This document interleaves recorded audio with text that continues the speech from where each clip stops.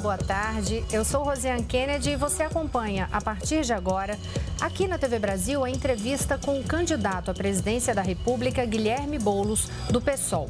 E para ajudar nesta tarefa, estão aqui comigo no estúdio os jornalistas Priscila Mazenotti, da Rádio Nacional, Mara Bergamaschi, da Agência Brasil, Paulo Leite, da TV Brasil, e os intérpretes de Libras, Neide Lins e Jonatas Narciso. Todos os convidados, todos os candidatos foram convidados. E a ordem das entrevistas foi definida em sorteio na presença dos assessores dos partidos. Lembramos que os presidenciáveis já participaram das mais variadas sabatinas, nas quais foram indagados sobre as mais diversas polêmicas. Ressaltamos que aqui o nosso foco é a apresentação de propostas sobre temas de interesse direto da população. Antes de começar, vamos conhecer um pouco do nosso convidado de hoje, Guilherme Boulos. Guilherme Boulos tem 36 anos, é casado e tem 2 filhas. Ele é natural de São Paulo, é filósofo, psicanalista, professor e escritor. Aos 15 anos, já militava em movimentos estudantis comunistas. Deixou a casa dos pais para morar na ocupação Carlos Lamarca, em Osasco, na Grande São Paulo. Foi colunista de jornal, participou de debates e é o atual coordenador nacional do Movimento dos Trabalhadores Sem Teto, o MTST. Filiou-se ao PSOL em março deste ano. E por causa desta série de entrevistas com os presidenciáveis, não vamos exibir hoje o programa Sem Censura.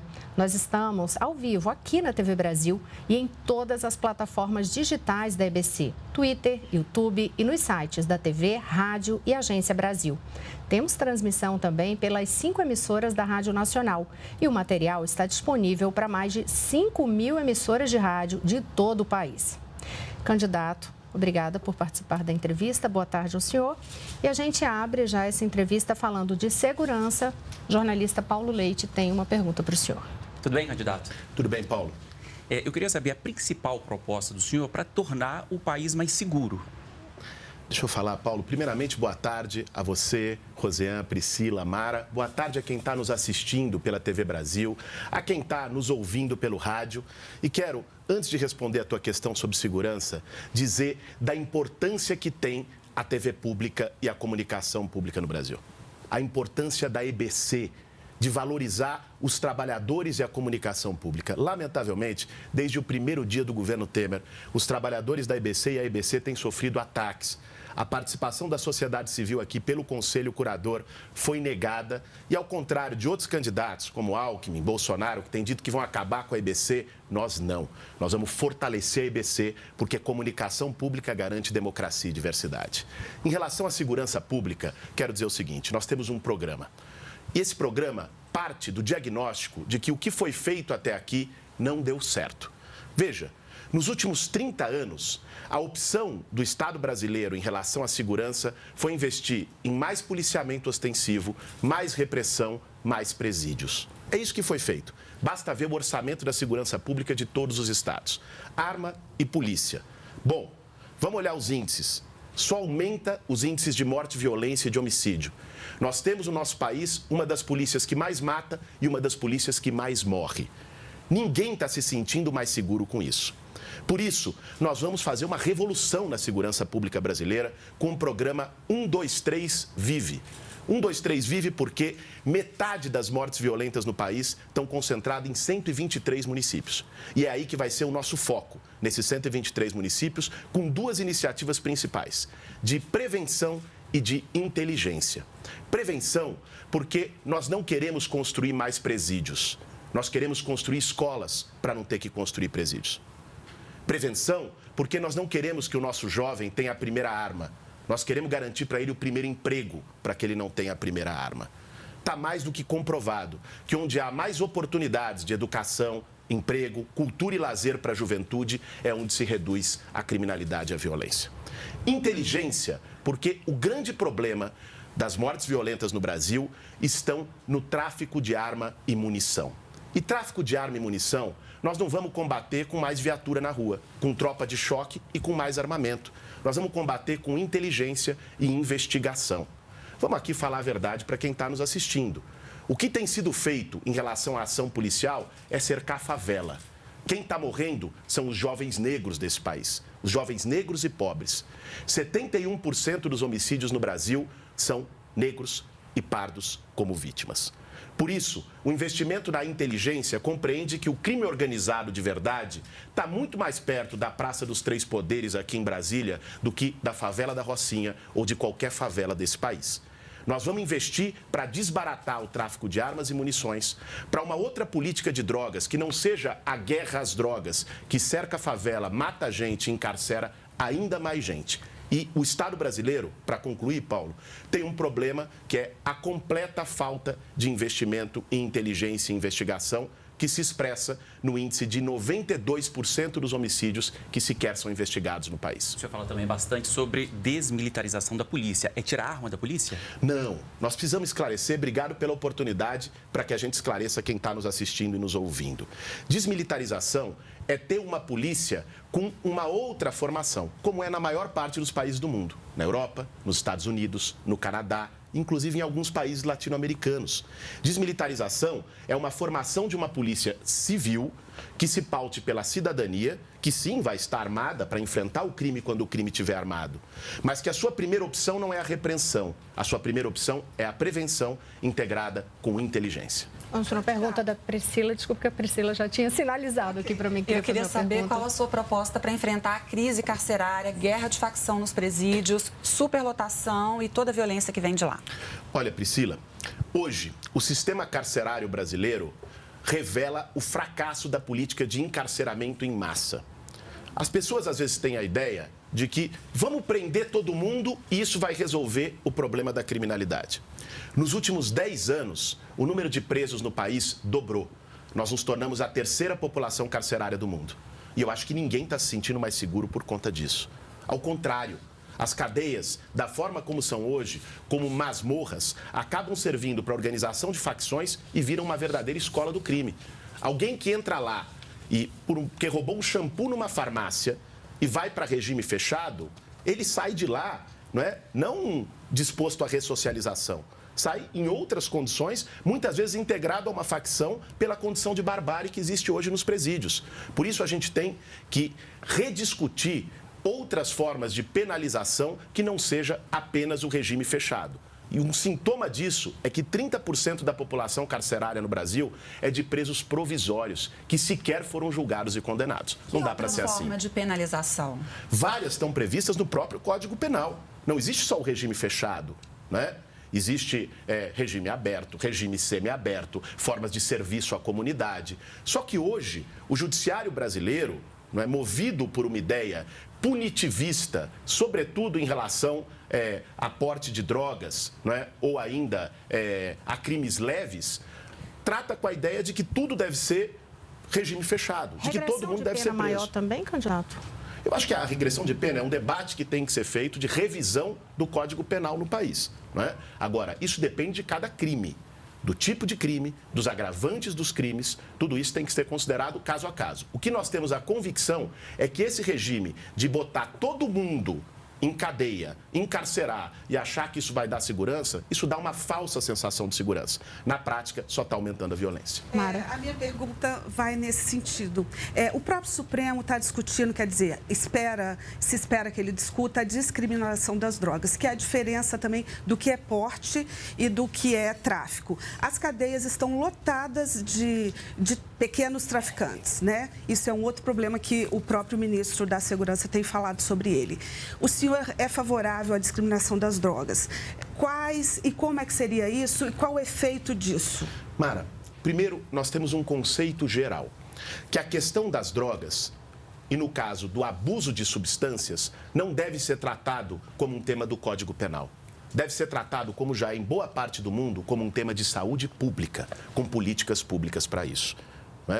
Nós temos hoje uma política que é a de guerra às drogas, que foi exportada pelos Estados Unidos para toda a América Latina. Usaram o laboratório da Colômbia e fazem isso no Brasil também.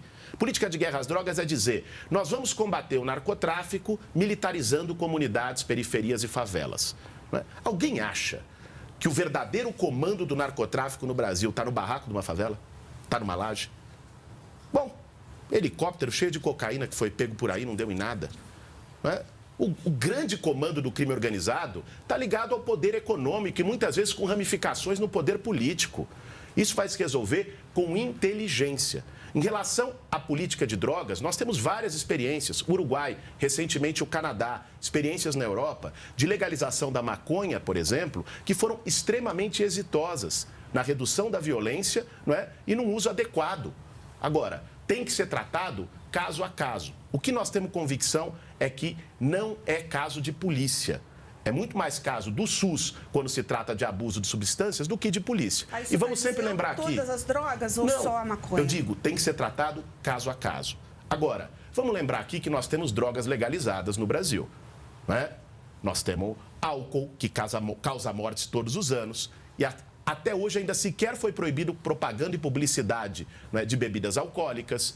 Não é? Nós temos cigarro, temos até o PMDB, que é uma droga legalizada ainda no Brasil. Agora, em relação ao cigarro, a política de tabagismo no Brasil é um exemplo. Premiada pela OMS, premiada internacionalmente. O que se fez em relação ao tabaco no Brasil? Se proibiu a venda de cigarro? Não. O que se fez foi uma política já há 20 anos com prevenção, política de saúde pública dizendo dos malefícios do cigarro. Segundo, restrição dos lugares de uso. Terceiro, proibição de propaganda e publicidade. Quarto, aumento da carga tributária sobre o cigarro. Resultado, um caso internacional de redução do tabagismo. Vamos por esse caminho, sem arma, sem violência. Aproveitar que o senhor começou a falar de saúde, saúde é nosso tema. Agora a gente entra para a saúde social. Priscila Mazenotti tem pergunta. Saúde e também um tema polêmico, que é o aborto. O senhor é a favor da descriminalização do aborto. O assunto está no Supremo Tribunal Federal. Eu queria saber do senhor o seguinte: qual é a proposta para garantir o direito às mulheres a interromperem a gravidez até a 12ª semana de gestação, se o Supremo assim entender que é permitido? Priscila. Proposta política no SUS, efetivamente. Claro. Vamos lá, Priscila. Primeiro, gostaria de lembrar que essa ação que está sendo discutida no Supremo foi de autoria do PSOL, do meu partido. Não é? E com muito orgulho digo isso. Porque quero relembrar aqui uma coisa, que esse debate muitas vezes é mal feito. Né? E colocado como se desrespeitasse a crença religiosa das pessoas. Não se trata disso. Ninguém aqui é a favor do aborto. O que nós defendemos é que nenhuma mulher seja presa e nenhuma mulher morra por isso. Porque, na prática, o aborto sendo legalizado ou não, ele vai continuar ocorrendo. A discussão é se ele vai ocorrer de maneira segura, respeitando a saúde das mulheres, ou não, se vai ocorrer morrendo mulheres como todos os dias morrem no Brasil.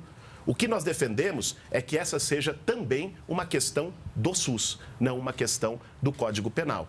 Aborto deve ser tratado como um tema de saúde pública e o SUS deve estar preparado para acolher as mulheres que interrompam a gravidez. Hoje, vamos dizer a verdade aqui, as mulheres que têm mais dinheiro, as mulheres mais ricas, na prática o aborto já é legalizado, porque vão e fazem numa clínica. As mulheres mais pobres fazem da maneira mais precária, com citotec, e muitas sofrem complicações e até morrem por isso. É isso que nós não queremos que aconteça mais. Mas aí como seria, insistindo na pergunta da Priscila, como é que seria isso no atendimento ao SUS, pela proposta de vocês, até porque é isso, a ação foi movida pelo PSOL. Seria já garantir esse atendimento para encaminhamento? Tipo, a pessoa chega para o pré-natal e já é encaminhado caso não queira. Como é que funcionaria isso na prática? Olha, isso nós precisamos integrar com o Serviço Público de Saúde. O que nós queremos aqui é que o Serviço Público abra essa possibilidade para as mulheres e acolha. Mas quero lembrar uma outra coisa também. Isso vai vir junto com um processo de prevenção da gravidez indesejada. Olha, a maior parte dos países que descriminalizaram e legalizaram o aborto, olha que coisa. Eu estava esses dias conversando com uma deputada de Portugal, a Joana Mortágua, que me falou do exemplo português. Portugal descriminalizou o aborto. Resultado, redução do número de abortos. Porque descriminalizou o aborto e, ao mesmo tempo, fez uma política de prevenção. Deixou de ser tabu, passou a tratar do tema. Então, preveniu gravidez indesejada, né? Fez um debate mais sério e oferta a partir da saúde pública de contraceptivos. E isso gerou um aborto legalizado, mas, ao mesmo tempo, uma redução do número de abortos em relação ao período que era ilegal. Esse é o caminho. A gente vai continuar esta entrevista, candidato, no próximo bloco. A gente continua falando de vários temas de interesse dos eleitores com o candidato Guilherme Boulos, do PSOL. Fica com a gente volta já, é só um minuto.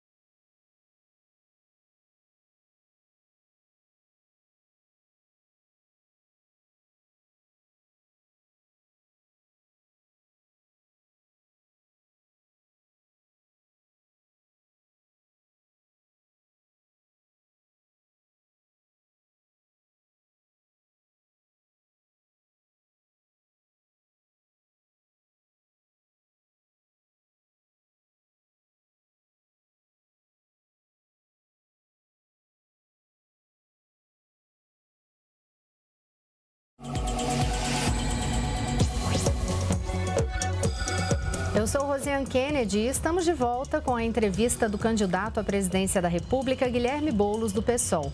Nós estamos ao vivo aqui na TV Brasil e em todas as plataformas digitais da EBC, Twitter, YouTube e nos sites da TV, Rádio e Agência Brasil. O material também está disponível para mais de 5.000 emissoras de rádio de todo o país. Estão aqui comigo no estúdio os jornalistas Priscila Mazenotti, da Rádio Nacional, Mara Bergamaschi, da Agência Brasil, Paulo Leite, da TV Brasil, e os intérpretes de Libras, Neide Lins e Jonatas Narciso. Candidato, a gente abre esse bloco ainda falando de saúde e depois social, e já temos pergunta do Paulo Leite. O senhor promete mais dinheiro para o SUS se for eleito, mas esse dinheiro, candidato, viria de onde? Nossas contas estão no vermelho, né, há bastante tempo. Olha, Paulo, o problema do Brasil não é cobertor curto. O problema do Brasil não é falta de dinheiro. O problema é que o dinheiro está concentrado e não chega onde tem que chegar. Nós vamos dobrar o investimento no SUS em 4 anos. E vamos fazer isso, sabe como? Vamos fazer isso fazendo uma reforma tributária que os ricos vão ter que aprender a pagar imposto no Brasil. Porque hoje, quem tem um carro paga IPVA. Quem tem um jatinho, um helicóptero, um iate, não paga R$1 de imposto. Hoje, só se a gente tributar lucros e dividendos, que é uma das tributações que 34 dos 35 países da OCDE têm, que no Brasil tinha até o Fernando Henrique da isenção, daria 60 bilhões de reais ao ano. Se a gente taxar grandes fortunas, como a Constituição prevê, se fizer essa reforma tributária que vai fazer quem tem menos pagar menos, porque hoje é quem paga imposto no Brasil, trabalhador e classe média, e quem tem mais paga mais, nós vamos poder incrementar a arrecadação entre 100 e 120 bilhões de reais ao ano. Isso vai permitir dobrar investimento no SUS. E eu quero te dizer o seguinte, nós vamos dobrar investimento não de qualquer jeito. Nós temos 2 grandes planos para a saúde pública no Brasil. O primeiro é o programa UBS Completa. Porque hoje, quem está nos assistindo e vai para uma UBS, para um posto de saúde, com um problema na coluna, com uma infecção, chega lá, vai receber uma dipirona, se tiver, e um papel para fazer exame dali a 6 meses. Não dá para ser assim. Isso faz com que o SUS seja tão mal avaliado. Não porque o sistema universal e gratuito é ruim, mas porque está subfinanciado. Com dinheiro, nós vamos permitir que a pessoa chegue na UBS, faça o seu exame e já saia com o remédio na mão. E em caso de procedimentos mais complexos, vai ter um teto de espera de no máximo 1 mês no Brasil inteiro. Esse vai ser o programa da UBS Completa. Em segundo lugar, nós vamos investir em prevenção. Porque hoje só se pensa saúde quando já virou doença. Nós temos que reforçar as equipes de saúde da família, a atenção primária. A cada R$1 gasto em saneamento básico, é R$4 que se economiza no serviço de saúde. Nós vamos investir em saneamento básico e no atendimento primário, onde a equipe de família vai cobrir o Brasil inteiro, hoje cobre apenas 60% do país, e todas as populações vão receber essas equipes multiprofissionais, com médico, assistente social, enfermeiro, psicólogo, e a partir disso vão ser acompanhados permanentemente, para que não deixe só para quando a coisa se agrava ir para o posto de saúde ou para o pronto-socorro. Candidato, como convencer, inclusive, esses profissionais de saúde a ir para algumas localidades? Porque hoje uma das dificuldades no país é levar esses médicos até algumas áreas mais distantes. Olha, houve o programa Mais Médicos que fez isso, não é? Nós queremos ampliar medidas como essas, mas nós também precisamos falar aqui em contrapartida social. Porque não dá para a sociedade brasileira gastar fortunas para formar médicos em faculdades de medicina públicas e esses médicos não terem depois compromisso com o SUS. Irem cuidar dos seus consultórios particulares ou trabalharem nos grandes hospitais privados das grandes cidades brasileiras. Se querem fazer isso, muito bem, mas vão ter que passar um período no SUS. Nós temos que garantir um projeto de contrapartida social na formação pública de medicina que garanta que o SUS tenha médicos suficientes para atender a população que mais precisa. Que período, candidato? Você fala assim, teria que passar um período lá no SUS? Quanto tempo? Nós não temos a formatação completa desse programa. Nós queremos discutir isso, inclusive, com todos os trabalhadores e trabalhadoras da saúde. Nós queremos discutir isso com a sociedade brasileira. O conceito que para nós é fundamental é ter essa contrapartida social. Priscila. Falando agora um pouquinho de social, o senhor pretende manter o Bolsa Família? Olha, Priscila, a gente ouve muita coisa do Bolsa Família. Inclusive, recentemente, teve cortes no Bolsa Família. Eu tive a semana passada em Alagoas e em Sergipe. E ouvi muitas reclamações das pessoas de benefícios cortados por supostamente fazerem uma revisão cadastral. Aí passa um pente fino, leva o piolho e o cabelo junto. É isso que está acontecendo em relação ao Bolsa Família. Usam o pretexto de problemas cadastrais para cortar o benefício das pessoas. O problema não é o Bolsa Família, não. O Bolsa Família custa 30 bilhões de reais aos cofres públicos e atende 12 milhões de famílias. Nós vamos ampliar o Bolsa Família, aumentando os valores. Queremos que o Bolsa Família possa, inclusive, ocupar no orçamento um valor próximo a 50 bi, para que as famílias tenham mais condições. Agora, eu quero colocar uma questão aqui. Fala-se tanto do Bolsa Família. Ah, não podemos dar o peixe, temos que ensinar a pescar. Muito bem, nós queremos que todos tenham emprego e possam andar com as suas próprias pernas. Mas essa não é a realidade do país hoje. Temos 14 milhões de desempregados. Agora, as mesmas pessoas que falam do Bolsa Família se esquecem de falar do Bolsa Empresário, do Bolsa Banqueiro. Bolsa Empresário, 283 bilhões de reais em desonerações fiscais sem contrapartida para a sociedade brasileira, sem contrapartida de emprego. Vamos, então, parar de dar o peixe para o grande empresário e ensinar ele a pescar? Vamos fazer isso com um banqueiro que tem uma das taxas de juros mais altas do planeta nos títulos da dívida pública no país, que hoje custam mais de 400 bilhões ao ano nessa rolagem. Nós vamos baixar juros, nós vamos mexer no privilégio de banqueiro, mexer no privilégio de grande empresário, e aí o problema não é o Bolsa Família, muito pelo contrário. Só mais especificamente, o senhor pretende, então, ampliar o Bolsa Família e alguma política para ajudar as pessoas também a não ficarem tão dependentes desse programa? Claro. A chamada porta de saída. Olha, a porta de saída é geração de emprego e renda. Esse é o caminho. E é o caminho inverso do que o Brasil tem seguido nos últimos 3 anos. O governo Temer representa uma política de ajuste fiscal destrutiva para o país, só sabe falar em cortes. E vamos dizer a verdade, essa política começou em 2015, quando a Dilma bota o Joaquim Levy no Ministério da Fazenda, do Bradesco, e depois o governo Temer esculhamba total. É só corte. Aprova, inclusive, a emenda constitucional 95, que congela investimento público pelos próximos 20 anos. Quero dizer aqui, nós vamos revogar a emenda constitucional 95, assim como a reforma trabalhista, que tira direito dos trabalhadores. Nós vamos criar um amplo programa de investimento público no Brasil. Esse programa será o Levanta Brasil. Com o Levanta Brasil, nós vamos gerar 6 milhões de empregos nos primeiros 2 anos de governo. E sabe como? Fazendo de uma maneira que nunca foi feita até aqui. Nosso foco de investimento não vai ser fazer viaduto, não vai ser fazer ponte, não vai ser fazer grandes estradas. Nosso foco de investimento vai ser fazer creche, escola, hospital, UBS, moradia popular, obras de saneamento básico. Porque com isso, o povo vai ganhar 2 vezes. Vai ganhar com emprego e renda dessas obras e vai ganhar tendo seus direitos atendidos com serviço público de qualidade. Quando você constrói uma escola, você vai dar emprego para quem trabalha na construção e para quem vai trabalhar na escola depois. E, ao mesmo tempo, você vai dar educação de qualidade para aquela comunidade. Programa Levanta Brasil, um grande programa de obras públicas, vai dar emprego e vai dar dignidade para o trabalhador brasileiro. Você já tem algum levantamento sobre quantas escolas a mais no país ou quantos postos de saúde ou isso ainda é algo a ser formatado? Nós temos um levantamento de que com 180 bilhões de reais nós conseguimos fazer essa geração de empregos. A distribuição disso entre saúde, educação, infraestrutura social, como mobilidade urbana, saneamento básico e moradia popular, é algo que nós vamos construir em cada área. Mas posso lhe dizer, por exemplo, da educação. Nós queremos zerar o déficit de creches no país. E temos que parar com essa história de um ficar jogando para o outro. O presidente da República diz, o problema é do município. O prefeito diz, o problema é que não chegou o dinheiro. O governador lava as mãos e diz, não tenho nada a ver com isso. Nós vamos assumir a responsabilidade. Nós vamos investir num amplo programa de creches. E não vai ser só creche, não. É creche em tempo integral para atender as mães que trabalham estudam e hoje não tem com quem deixar seus filhos. Então o governo federalizaria todas as creches? Não, todas nós não vamos federalizar. Nós vamos federalizar o investimento, não a gestão. Não tem a menor condição de federalizar a gestão de creche e escola no Brasil todo. Isso seria impossível e burocratizaria o processo. Nós vamos federalizar o investimento para que o recurso chegue onde tem que chegar e a prefeitura faça a gestão direta dessas creches, sem OS.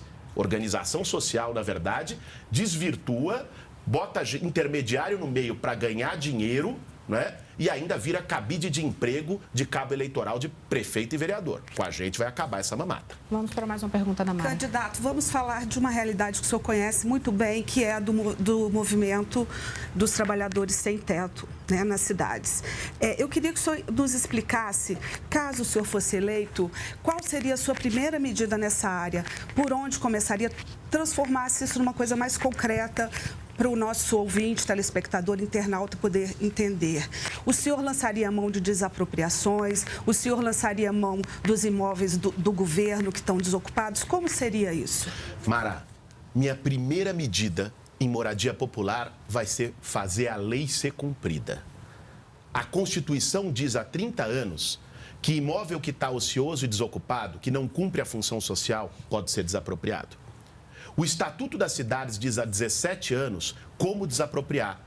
Possibilidade de cobrar IPTU progressivo e de desapropriação sanção com título da dívida pública. Isso nunca foi feito. Sabe por quê? Porque no Brasil, lamentavelmente, lei que favorece pobre não pega. Lei que mexe em grande interesse de empreiteira, de setor imobiliário, eles arrumam um jeito de não pegar. No nosso governo vai pegar. Nós vamos desapropriar imóveis ociosos e abandonados. E olha, não estou falando aqui da casa de ninguém, porque às vezes fazem uma confusão tremenda. Eu não vou desapropriar a casa de ninguém, onde o pessoal mora, distribuir, entrar no quintal. Não tem nada disso. Isso é mentira e fake news. Nós vamos pegar imóvel que está abandonado, devendo imposto, ocioso, usado para especulação imobiliária e vamos destinar para moradia popular, especialmente nos centros das cidades. Temos que parar com essa história que pobre tem que morar em fundão.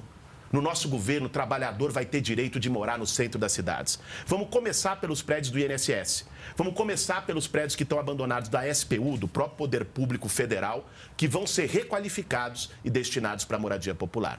E aqueles que estão abandonados de proprietários privados, nós vamos fazer cumprir a lei e desapropriar para requalificar para a moradia popular. Qual seria a estrutura de segurança para um programa desse, candidato? Porque a gente viu, por exemplo, os casos de tragédias mesmo. Muitos desses prédios desocupados, eles estão ali condenados em relação à estrutura. Claro, Rosiane, mas o problema, a tragédia como a que aconteceu em São Paulo, no Largo do Paissandu, é a expressão de não ter existido uma política como essa.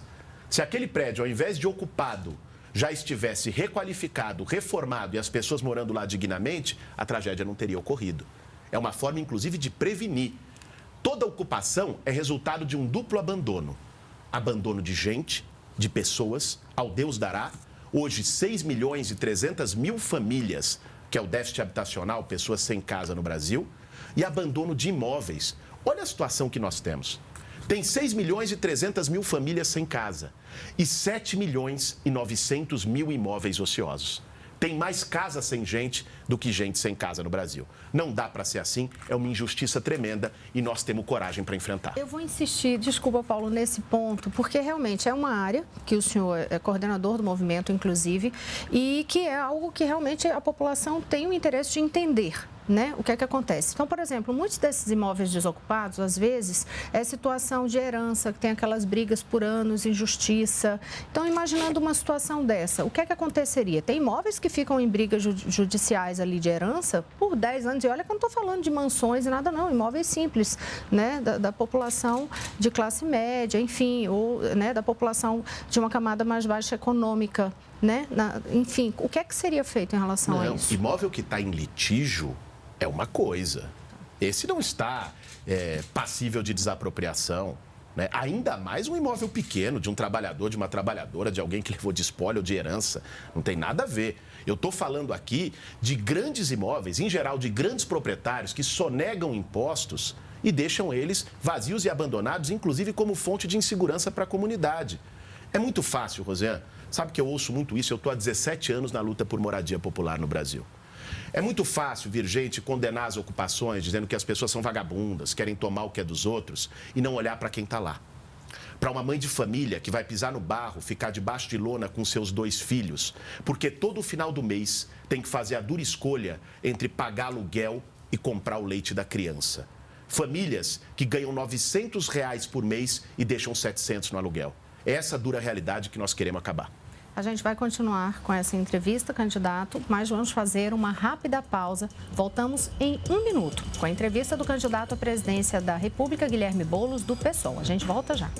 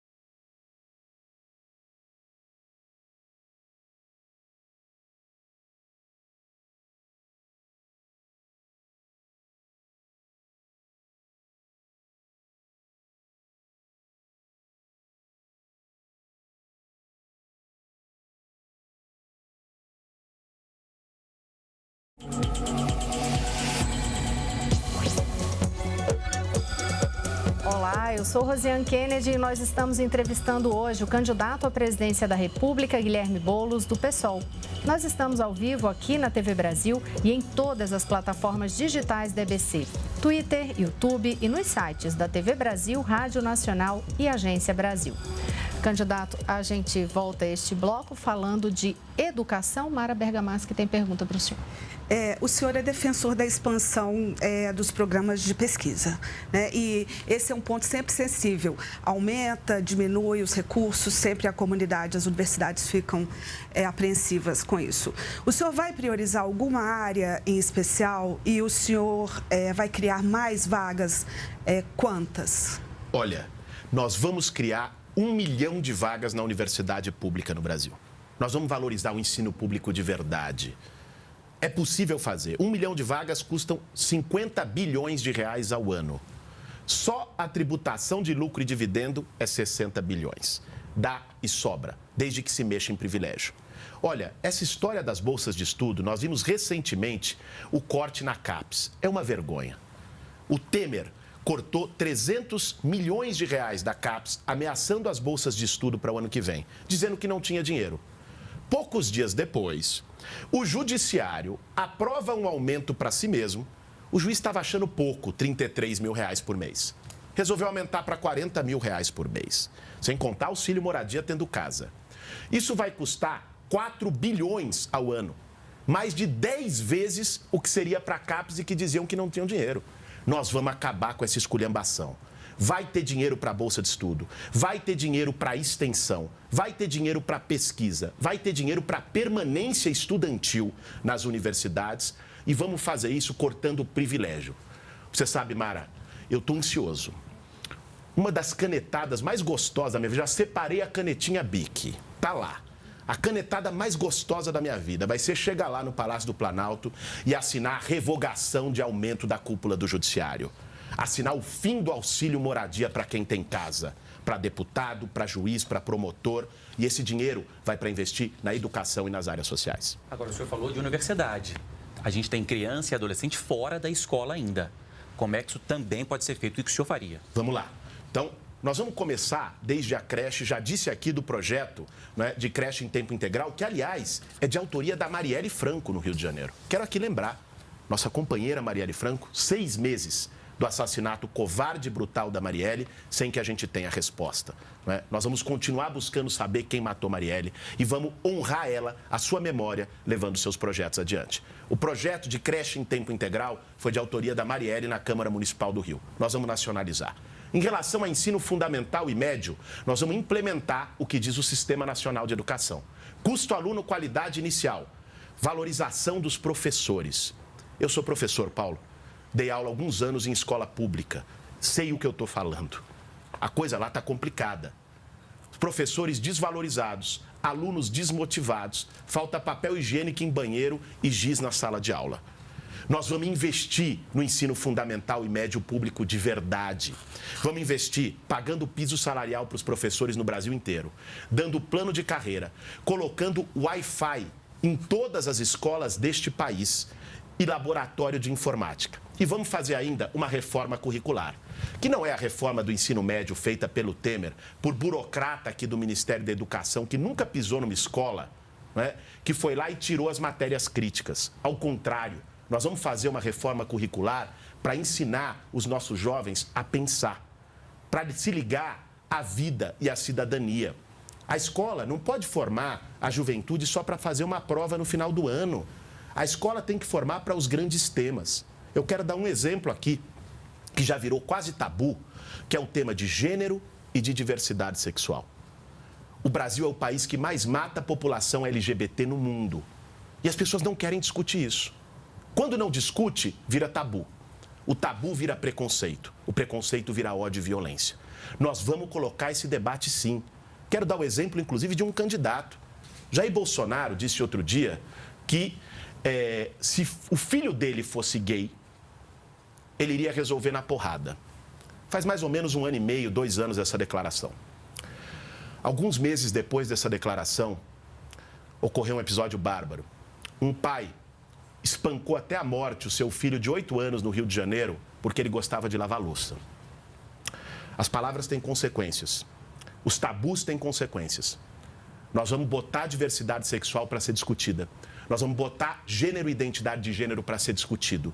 As pessoas têm que ser preparadas para a vida, não ser preparadas para fazer uma prova ou até colar na mão como candidato da Fazenda em Debate.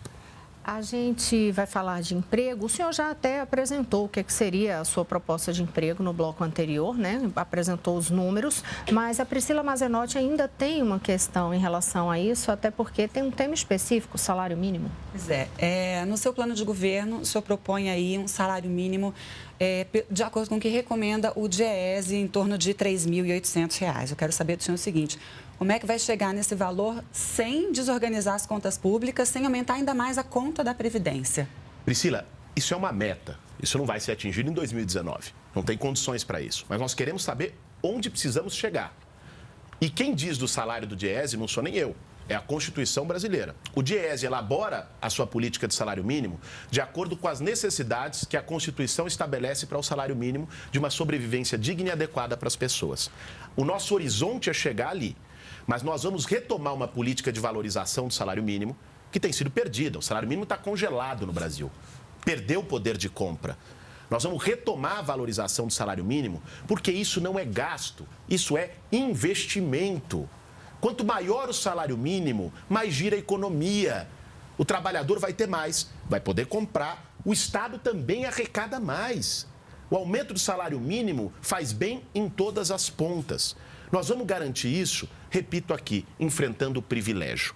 Eu não aceito esse argumento, que é o argumento do Temer, do Alckmin, do Meirelles, da turma que congela gasto por 20 anos, de que, olha, não tem dinheiro. Mentira. Não é cobertor curto, é que o cobertor só cobre um lado da cama. Se enfrentar privilégio, fazer rico começar a pagar imposto, enfrentar Bolsa Empresário, enfrentar Bolsa Banqueiro, tem dinheiro para fazer todas essas políticas sociais e aumentar o salário mínimo para o trabalhador. Sobre imposto, inclusive, qual seria a sua proposta em relação a reajuste de tabela do imposto de renda? Vocês falam em criação de uma nova faixa de imposto. Como é que seria isso? Vamos lá, nós queremos mudar embaixo e em cima. Aumentar a isenção embaixo para os trabalhadores que ganham de 3 a 5 salários mínimos. Nós queremos dar isenção do imposto de renda. Em relação em cima, hoje você tem uma distorção. Hoje um jornalista, um professor, paga a mesma alíquota de imposto de renda que o Neymar, que o dono do Bradesco, que o dono de um banco. Aliás, paga até mais, porque em geral o dono de banco sonega, nem imposto paga. Mas deveria pagar a mesma alíquota que é 27,5%. Não dá para ser assim. Alguém que ganha 5 mil reais por mês, pagar proporcionalmente o mesmo que quem ganha R$1 milhão por mês. Por isso, nós vamos criar uma alíquota de 35% para os super ricos, junto com a taxação de grandes fortunas. Hoje, é uma esculhambação. É um Robin Hood ao contrário, nós temos dito. O Estado brasileiro é isso. Quem tem menos paga mais, quem tem mais paga menos. Só se me permite externar esse argumento. Dando um exemplo. Veja bem, se você, qualquer um de vocês, Rosiane, quiser alugar uma casa aqui em Brasília, você vai pagar 27,5% na operação do aluguel. Imposto de renda.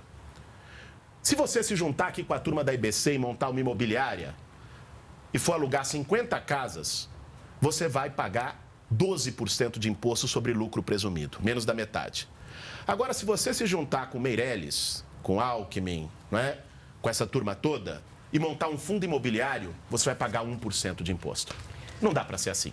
Nós vamos fazer reforma tributária para que super rico comece a pagar imposto no Brasil. Insistindo aí nessa pergunta do Paulo, o que é essa grande fortuna? Grande fortuna, candidato? A partir de quanto? Olha, nós estamos trabalhando com um conceito que é o conceito de renda de cada um. Nós estamos trabalhando com um conceito de 320 mil por ano em relação ao salário, e a fortuna no patrimônio está sendo discutida com todos os economistas que fazem parte do nosso grupo de trabalho, né? Mas seguramente não vai pegar a classe média. Se essa é a preocupação, pegar a classe média, pegar trabalhador de renda média, esses já pagam impostos demais no Brasil. Nós queremos pegar quem não paga. Candidato, agora a gente vai até acelerar um pouquinho, que a gente ainda tem temas de economia para tratar. A Mara Bergamasco tem uma pergunta para o senhor. Eu queria falar com o senhor sobre agronegócio. Eu li o seu programa de governo e o senhor usa a expressão assim: temos que enfrentar o agronegócio. E o agronegócio é hoje um motor da economia brasileira, do PIB e também da geração de emprego, dessa geração de empregos lenta, mas paulatina que a gente está tendo, né? O senhor não acha que quando assumir a presidência, se assumir a presidência, não vai ter que conciliar com os setores produtivos, como o agronegócio? Mara, me permita discordar de você, não é? O motor da economia brasileira no campo não é o agronegócio, é a agricultura familiar, que gera mais de 70% dos empregos no campo no país. E é quem bota comida de verdade na mesa do povo brasileiro. Nós vamos fortalecer a agricultura familiar, porque hoje o grande agronegócio, a Friboi, chega aqui no BNDES e tem tapete vermelho. O agronegócio tenta chegar no banco para pegar um empréstimo, não passa nem da porta que apita o agricultor familiar. Não dá para ser assim, está cheio de intermediários. Nós vamos dar crédito para o pequeno agricultor, nós vamos estimular cooperativas de produção e comercialização para que ele chegue direto no mercado, sem depender dos grandes, sem depender dos intermediários. E isso vai melhorar a vida tanto de quem trabalha no campo, quanto de quem consome na cidade. E quero dizer uma última coisa em relação a isso. Nós queremos um outro modelo de desenvolvimento. Hoje, cada um de nós, com a nossa comida, ingere 7 litros de veneno por ano. Nós vamos banir transgênicos, nós vamos banir agrotóxicos e ter um modelo de desenvolvimento que promova comida saudável e que não degrade o meio ambiente no Brasil. Só concluir no candidato, a agricultura familiar ela não tem escala, por exemplo, para exportação, né? Como é que o senhor faria essa passagem? Eu não estou dizendo que nós vamos acabar com o agronegócio. O agronegócio tem o seu papel de exportação, né? O agronegócio tem lá. Agora, o poder público deve fortalecer e dar condições para aqueles que mais precisam, não para os que menos precisam. E mais, eu não quero o Brasil que seja fazenda da China. A vocação do Brasil não é ficar vendendo soja e exportando minério de ferro. Nós podemos muito mais que isso. Uma pergunta bem rapidamente, antes do seu minuto final de considerações. Reestatização. O senhor pretende reestatizar alguma empresa e qual seria? Olha, primeiro, nós pretendemos e vamos suspender todas as privatizações. Né? Eletrobras, a privatização velada que está sendo feita na Petrobras e que, olha o que gerou. Olha o preço do botijão de gás, olha o preço da gasolina, olha o preço do diesel e a greve dos caminhoneiros. Nós vamos acabar com essa política de que empresa pública fica prestando conta para acionista em Nova York. Tem que prestar conta para o povo brasileiro. Não é? Em relação às demais empresas que já foram privatizadas, nós vamos ver caso a caso. Boa parte delas não está cumprindo sequer os contratos de concessão e as agências reguladoras são raposa cuidando do galinheiro. É gente desses mesmos setores e dessas mesmas operadoras e empresas deixando que façam o que querem. Nós vamos acabar com essa esculhambação, vamos fiscalizar e, dependendo do caso, não cumprindo o contrato, sim, será retomada para o poder público. E para finalizar, candidato, pedimos que o senhor, candidato Guilherme Boulos, faça aí as suas considerações finais. O senhor tem 1 minuto, o cronômetro está à sua frente. Obrigado, Rosean, obrigado, Priscila, obrigado, Mara, obrigado, Paulo. Obrigado a cada um e cada uma que nos assistiu e que nos ouviu pelo sistema da TV Brasil e da IBC. Importante que a comunicação pública seja fortalecida no país. A IBC é uma representação disso e será fortalecida no nosso governo. Quero dizer para você que está nos assistindo que a nossa candidatura é a única que não tem rabo preso e tem coragem para enfrentar privilégio.